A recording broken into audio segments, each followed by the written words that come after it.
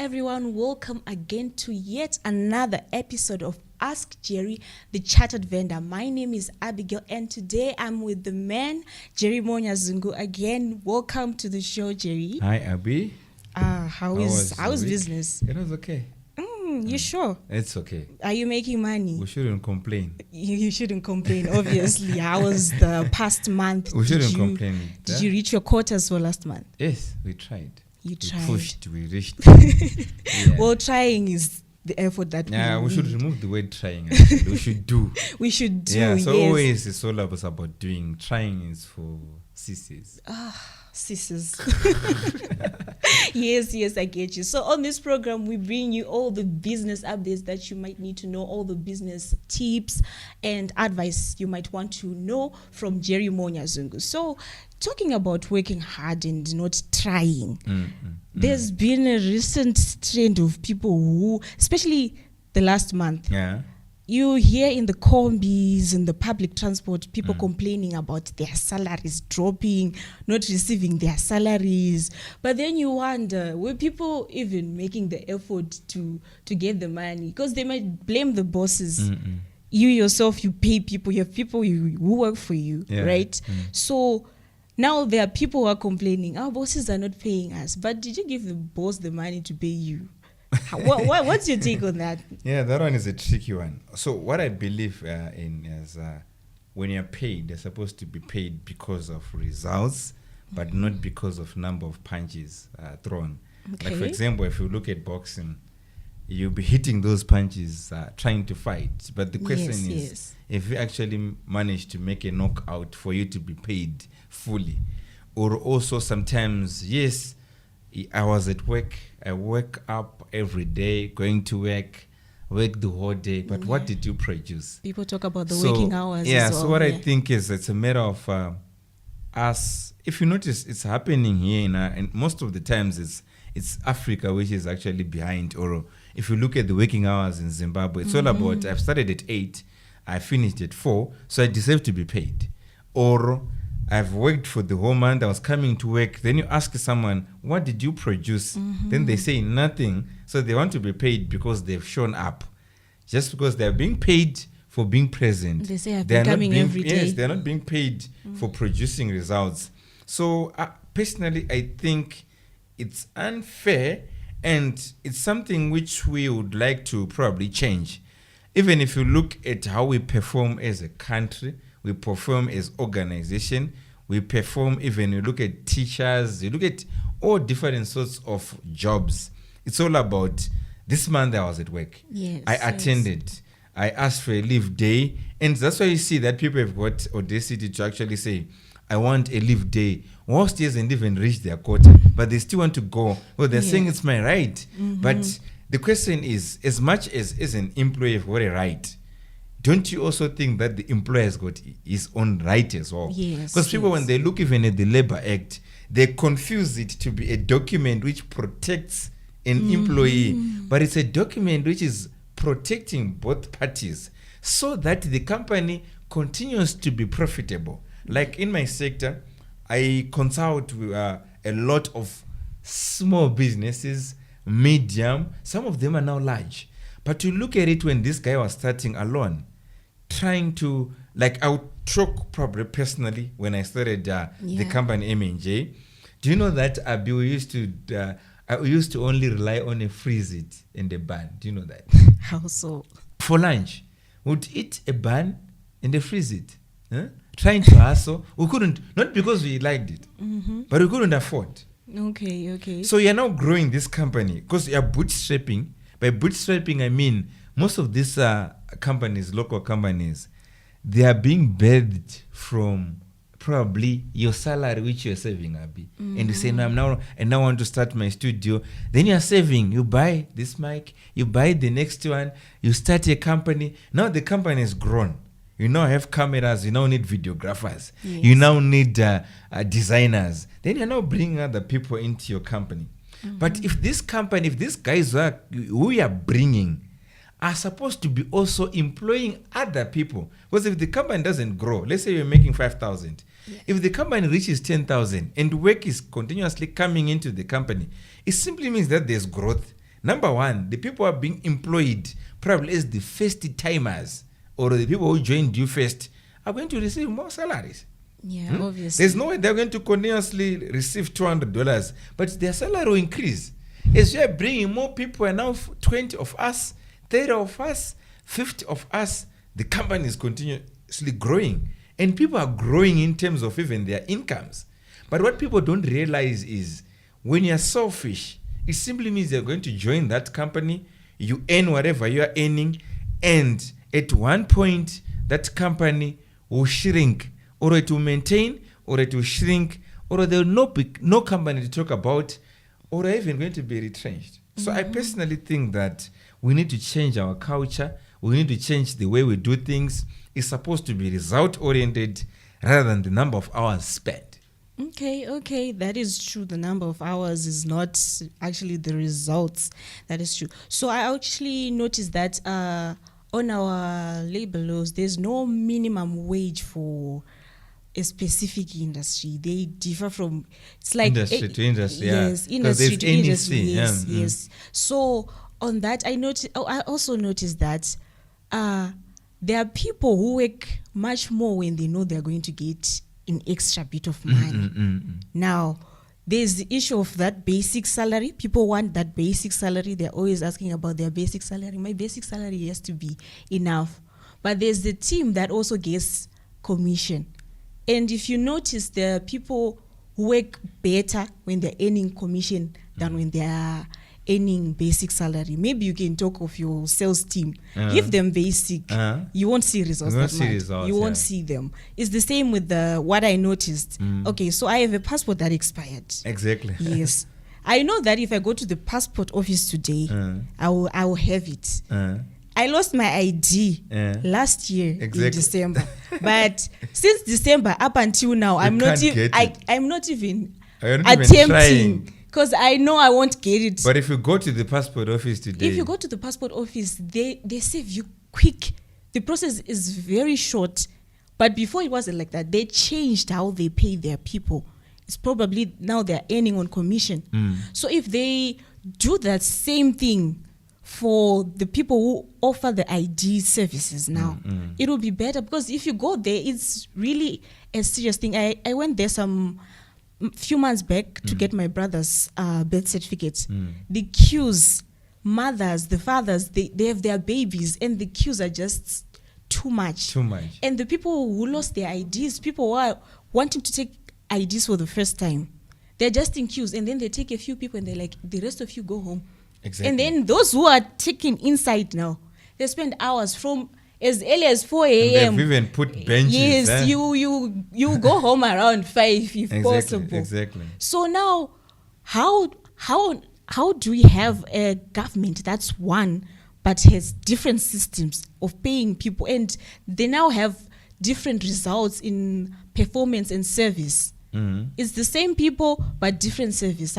What's your take on that? Yeah, but probably what I would say is thumbs up to I think for the first time I've heard that even ministers are now going for performance appraisal. I don't know whether it's effective, but that's a positive step. Yeah. Because when you're talking about, like you're saying, the passport offices, obviously these are, as much as it's the same government, each and every minister or each and every director has got his own way of doing things. Like what you're saying, if you go to the passport office, very efficient, people are incentivized. They know that if they're going to be, I think I've heard for the first time, they can even call you and say, you've taken a passport, what about your kids? What about your mother? So it simply means that they are even hungry to get more, because they know that when they produce more, they also earn more. Yes. But the other side now, like what you've actually rightfully saying, they're earning basic. So what's the incentive of doing more? There's nothing. So what you get now in most of these offices, whereby basics are the order of the day, then there's no incentive for doing more. You get inefficiency. Because why? Someone knows that when I get into the office, there's not even motivation to go to actually arrive at work on time. That's why you notice that most of the government offices, when you go there at 8, no one is there.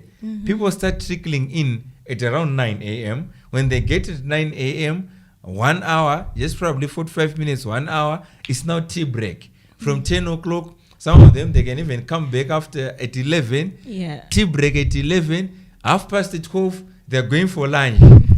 Lunch now, they go for 3 hours or 2 hours. Then they'll come back at 3. Already half 3, they are saying it's over. Where I've been exposed to go to also other countries. You look at even in Zambia. And Friday, don't even attempt to visit the government offices after 11. Because no one will be there. And nothing will actually move. Because why? These guys, they know that whether I've worked or not, I'll still earn. They know that there's no incentive. But when I'm talking of results-oriented salaries or results-oriented packages, someone knows very well that no, if I'm going to hit, I went to this other bank. I think I'll mention it, I'll advertise it because they are also one of our partners as well as we are doing this. You look at, we went to CBZ. So I asked, you guys, you work so much. Because when you get into CBZ, look at the manager, they are working very hard. Not even their personal phones, they are working very hard. You know that, someone is working and someone who is not working. You can easily tell. You look at how they're efficiently they're doing their things. It simply means that there's something which they know.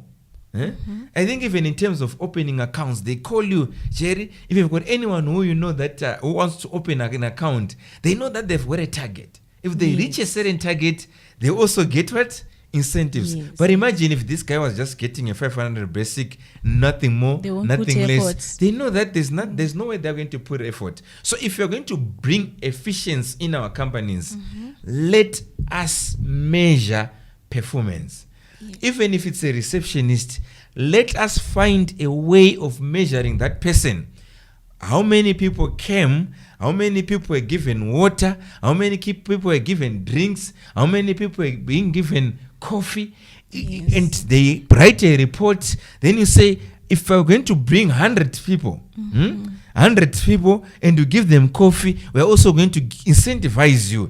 That person will be looking forward to have that incentive. So definitely they'll start smiling at clients, even if you're going to say, let us put a suggestion box whereby customers are going to say, if you are my receptionist, if I get 5 positive comments, I'll give you $50.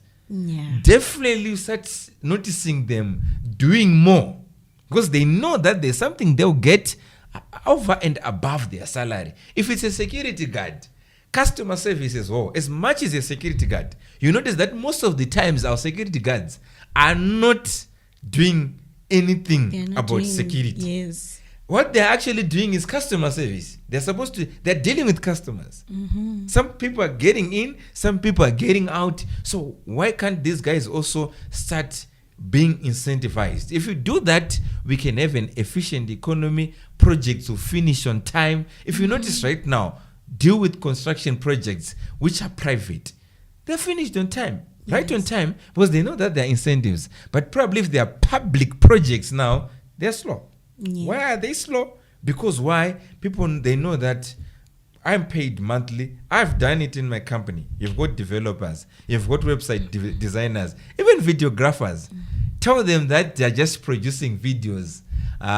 Tell them that you get $3 after producing a video. those videos will be produced 1 minute, 2 minutes, it will be done. But when you say it's on basic, it has nothing to worry about. What it does is just showing up. Boom, you receive what you deserve. So what I think is, if it's our government, if it's what about the city council? Have you ever dealt with the city council? Not really on my side, but I've dealt with a different caliber of people, though. Water, Zesta. Have you ever dealt with those guys? Those people, they are just something else. When I used to say in Warren Park, there's no water, the sewage are bursting all the time. Go to Warren Park, you see for yourself. Warren Park, to be specific. The sewages are everywhere. They come at the end of the month, they check their meters. They want to be paid. They want to be paid. They bring a ridiculous amount of money that needs to be paid. You're like, where is the water? Exactly. You are not even The sewer is not maintaining being the serviced. sewers. Exactly. So I don't get, and when they want their money, they won't stop. No They will negotiation. come. Even the side Krembon, I've been there before. Yeah. They will knock on your gate until you close your ears with earbuds or something. Yeah. Because they now want their money, but they're not doing the service delivery. It is very terrible. But also on that note, on service delivery and incentives, I've been to Baitbridge Exactly. border post. Yeah. It was just back. I don't know about now, but the service was horrible. Yeah. Not on the Zim side, no. They And were South African okay. side is okay. They have this thing they call the Goslow. Yeah. Yeah. That one is terrible. Why what about if they were going to be incentivized Yes. and we say, if you save 10,000 people, if you save more than, probably the board is supposed to save at least 10,000.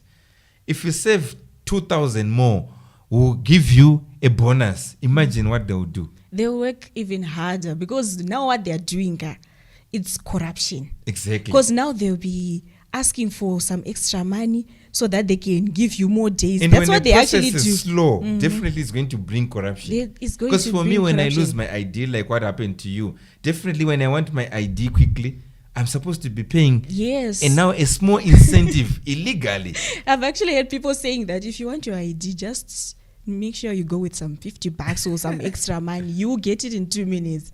And I'm like, so is that how this world now works? Is that how the services is now being? What if they just make it official that they want the money? Exactly. Instead of saying, no, come, it's free. But then when you get to those offices, it's not. Yeah. Yeah. Okay. So I was talking about incentives.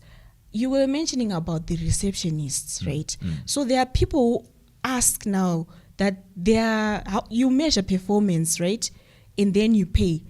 There's some people who say, okay, I may be a gardener, I may be a maid. So I can't be measured. I can't be measured. My job is to just look after the kids. Because I've heard a lot of people saying, no, that works for people who probably bring in money like the salespeople, and you can't measure for everyone. Does it work for everyone to actually do performance measurement? Every job has got a KPI. Okay. So it's KPI is key performance indicator, whereby I'm saying, if it's a videographer, what are we measuring? So we can measure quality. Okay. We can measure quantity. We can say if you produce at least 10 videos, we can also measure time. Say, no. Instead of doing it in 1 hour, but this person has actually done it 45 minutes with high quality, and will give you an extra dollar. An extra so what I dollar. believe in is every job can be measured, from a gardener, maid, president, member of parliament. Everyone can be measured. And if we measure, we incentivize based on that measurement. Okay, so get back on that after this short ad break as we'll continue on the topic on labor acts.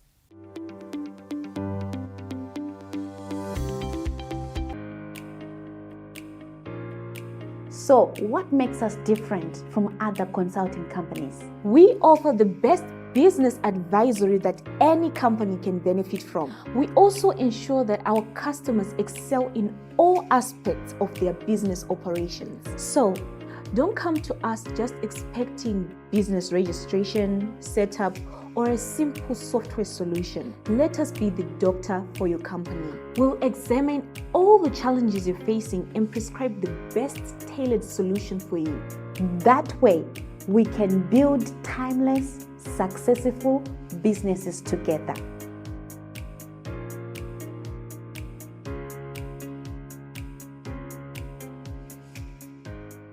Are you failing to make sales? Or do you have a sales team that is failing to meet their targets? The Chartered Vendor Sales Institute is offering an intensive 12-week sales training program designed to offer your sales team with efficient sales skills. The program will include weekly sessions, 2 lecturers, practical exercises, and theory assignments. Through this Sales Institute's training, salespeople will be learning fundamental sales principles from prospecting, follow-up, closing, and negotiation.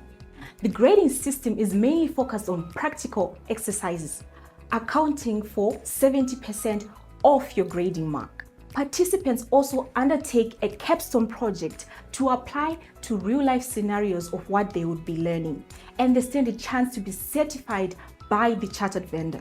The Chartered Vendor Sales Institute is open for individuals and companies, and if you or your team members need to be part of this, you can get in touch on the numbers showing on the screen.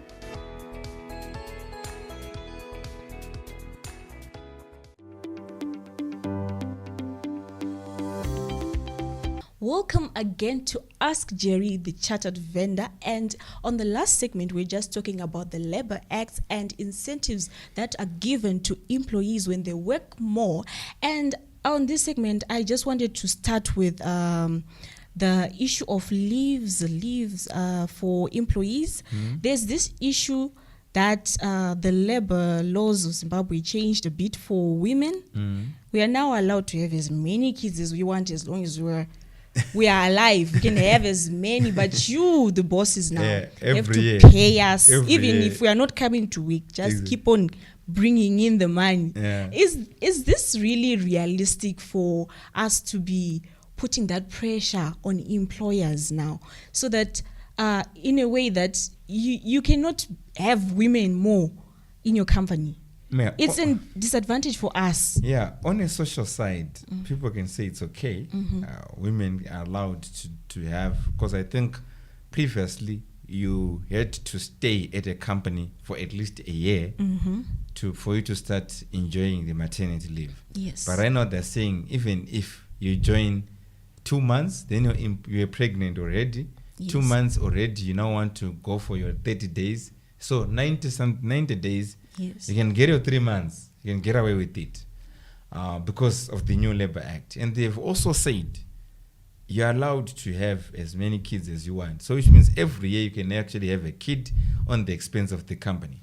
So the question now is my interaction, because here we want to speak about something which is practical. As much as theoretically on paper, it's a law, it's what is supposed to be done. Yes. But like what they've said, every law, people can easily get away with it. Yeah. There are many ways of going around any law.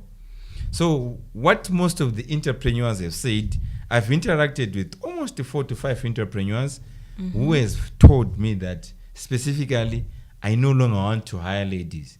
I only want to hire men, because the ladies, they're always on maternity leave. Yeah, which is a big disadvantage for us. Which is now a big disadvantage to most of the ladies. And what I'm going to see is in the next 5 years, if this vote for this fire is going to spread, what is going to happen to the ladies? So we're now bringing back, we've separated ladies and men. As much as we know that our women, we are actually created in a different way. Yes. And women are supposed to be the ones who are breastfeeding, looking after the baby, etc. But this is now bringing a disadvantage to them. So we're now going back 100 years back or 50 years back, whereby women were disadvantaged again. But now indirectly, because I can call an interview with women and men, but deliberately I can just say to my HR, choose men only. And this is going to affect our women who actually think that there's some of they're even brighter than men. But the question is now, can a company, especially, because the law is okay, yes, but probably it's okay for the developed countries, because you're looking at a small country like Zimbabwe, which is depending on small to medium enterprises. And these are companies which are not, which are probably earning a revenue of 5,000 to 50,000 thereabouts. And that is the largest employer right now. That's where most of the people are employed. And right now we're now putting this kind of laws. Definitely small companies are not able in any way to sustain it. They can't. Paying 3 ladies who are on leave for 3 months without them producing anything. Business will be going slow. Business will be going slow. This person have trained them for a long period of time. It doesn't work. And yes, as much as probably if the government was going to incentivize to say, if we employ more women, we'll reduce your taxes. Like probably what they've done with youths, that they're incentivize companies which are employing youths.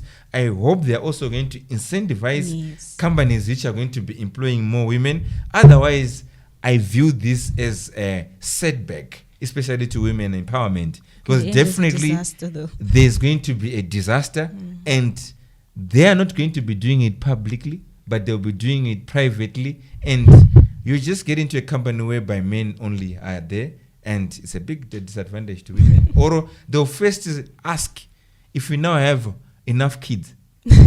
Okay, yeah. Okay, you now have 3 kids. That's fine. Do you plan to have another kid? They usually ask, Then, are you married? exactly. Are you planning on getting married? Are you planning to get married? Then you say, my wedding is next year. Then They're no. like, no. You see? So all these questions now were unnecessary until some of these laws are introduced, which I believe they are a setback to Africa. As much as we would want to promote our employees, I was also an employee before, and I strongly believe that I'm still an employee, but now working for my customers. But what I think is what we would want is laws which actually promote productivity. We are probably 40 or 50 years behind countries like UK, behind countries like America, behind countries like China. They are up there. But us now, if you put this kind of unproductive laws, Africa, we want to rest. Yes. They are over 52 days. I think holidays. Because if you look at 2 days times 52, because most of the companies, they like working Monday to Friday. Saturday and Sunday, they are resting. I don't know where I've put that kind of law. So it's 52 days times 2. Then it's what? 104 days. Yes. And our year has got how many days? 365. So already it's almost a third. Yes. Yes. It's unproductive. There are actually companies that give like a 1 month leave. It's exactly. Really and we also add holidays. Yeah. We also have plenty of those. Some of the holidays which are not even supposed to be holiday. I think one of our African country, our brothers and sisters in Zambia, yes, as much as we would want to celebrate Dr. Kenneth Kaunda, but they now celebrate his birthday. They celebrate his death day. What's that? You can never see that kind of thing in these developed countries. We are saying we still want to develop, but why are we adding more days? In Zambia also they go further. Women, they've got what is called Mother's Day.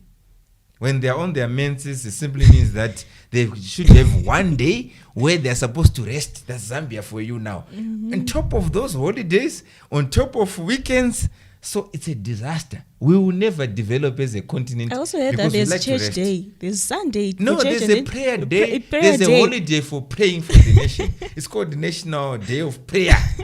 On top of that, you've got Easter. Come on. And people would actually ask for 2 weeks to have their Easter. On top of that, we're also saying an employee is supposed to enjoy at least 2 days per month. Come on. So when are we going to work? When are we going to get the results? And people want their money. Exactly. Still, they'll complain. So it's a burden to the employer. So instead of probably growing our economies, growing our companies, and we can even employ more people, develop do you know that last 40 years, Zimbabwe was, our currency and even Zimbabwe was actually much better than China. Yeah. But look at where China is today. Because they sacrifice, they say deliberately, starting from the policy level, going down, there's a culture which was induced into the Chinese, whereby everyone is supposed to be working. That's why you notice that even the Chinese, their wheelbarrows, they don't have those stands. Yes. You look at their beds. I've dealt with most of the Chinese. They are flat. They are not comfortable. Because why? They're saying we've come to Africa to work. They're ready to go to work. But us, we go for holiday. Yes, people even invest in those expensive headboards. Like right now it's very comfortable. If you send a picture without a headboard, people will laugh at you as you're in bed. Huh? Why even take pictures in the bedroom?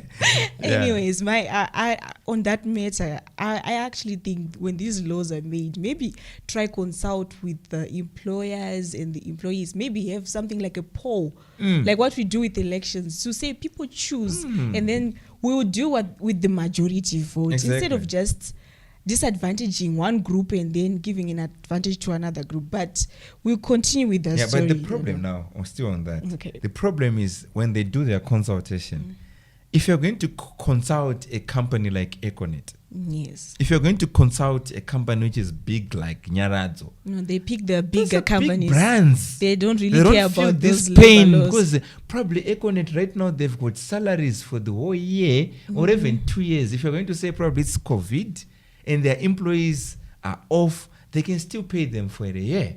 You see, but we are looking at the major employer, who is that small business which is employing 5 people. The next business is employing 10 persons. All these companies now they are hit the most. Because Probably why? those 10 are women. Exactly.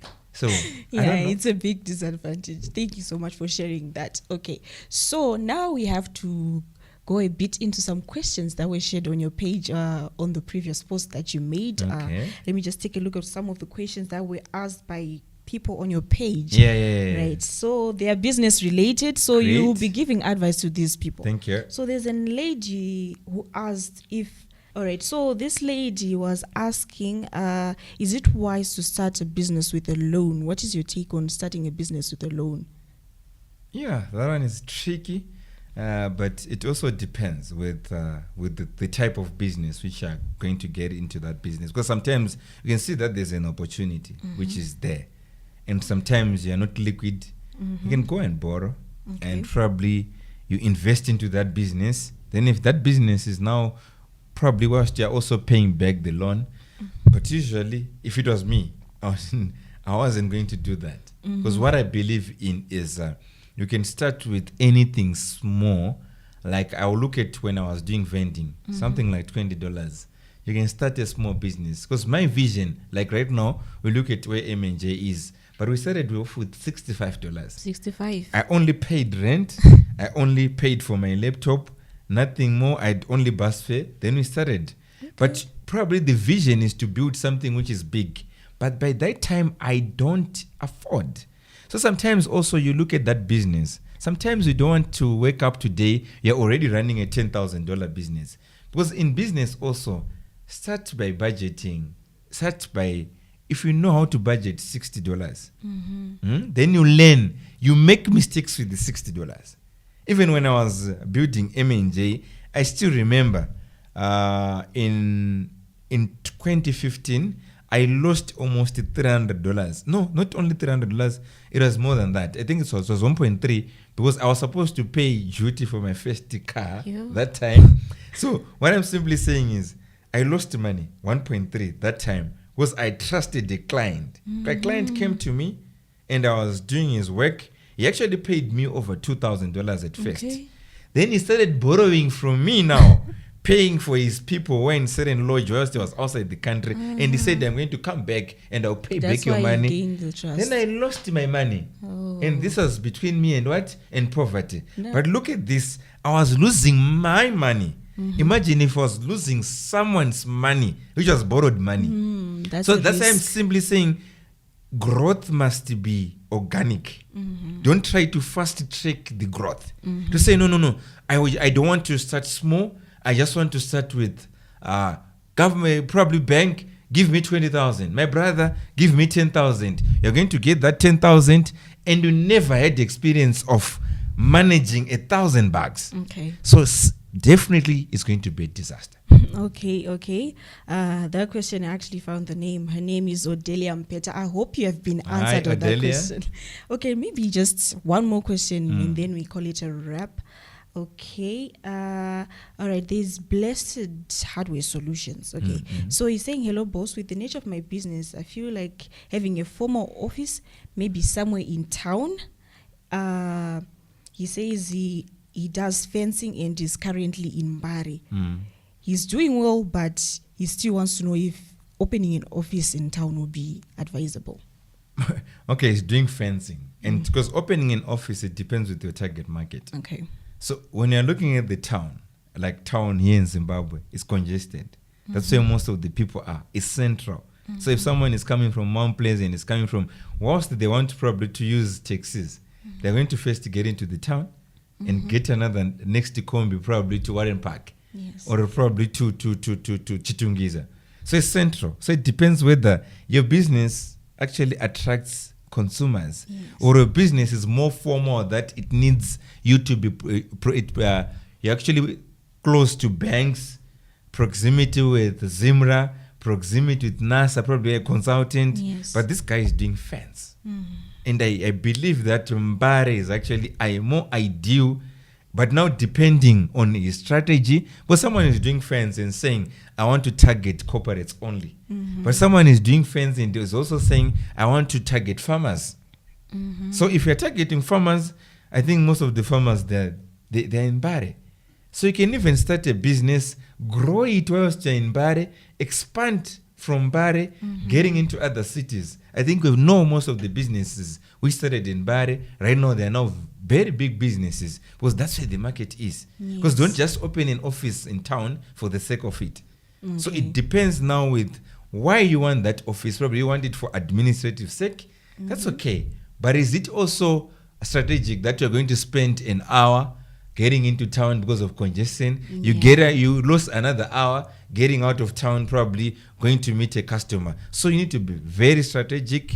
You need to be deliberate. So sometimes, especially this guy, if he's doing fencing, I assume that he's targeting farmers. He's targeting people who are going to be buying their fence.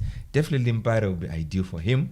As he's also expanding, he can get it get to other towns or other locations as well.